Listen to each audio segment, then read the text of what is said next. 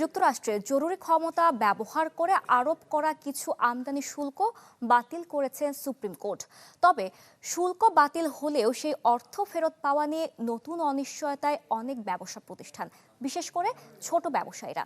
এখন প্রশ্ন, ব্যবসা প্রতিষ্ঠানগুলো কিভাবে তাদের পরিশোধ করা অর্থ ফেরত পাবে?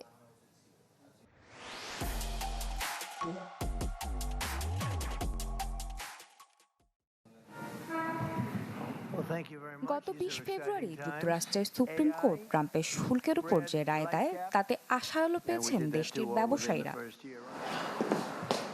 রায়ের পর বড় বড় কর্পোরেশন সহ ২০০০ প্রতিষ্ঠান আদালতে শুল্ক ফেরতের দাবিতে মামলা করেছে। অনেক ছোট ব্যবসা প্রতিষ্ঠান অপেক্ষা করছে কবে ফেরত আসবে এই অর্থ।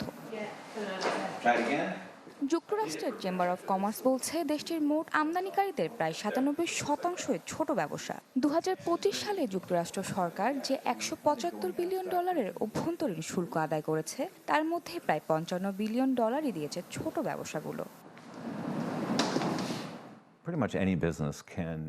শুল্কের টাকা ফেরত পাওয়া গুরুত্বপূর্ণ, তবে সেটি দ্রুত পাওয়া আরও বেশি জরুরি, কারণ এতে আমরা বাজারে পণ্যের দাম স্থিতিশীল রাখতে পারব।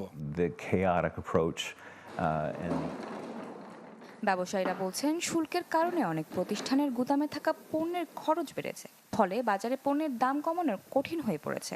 দ্রুত শুল্ক ফেরত দেওয়া গেলে কোম্পানিগুলো তাদের পণ্যের খরচ সমন্বয় করতে পারবে এবং বাজারে দাম কমানোর সুযোগ তৈরি হবে।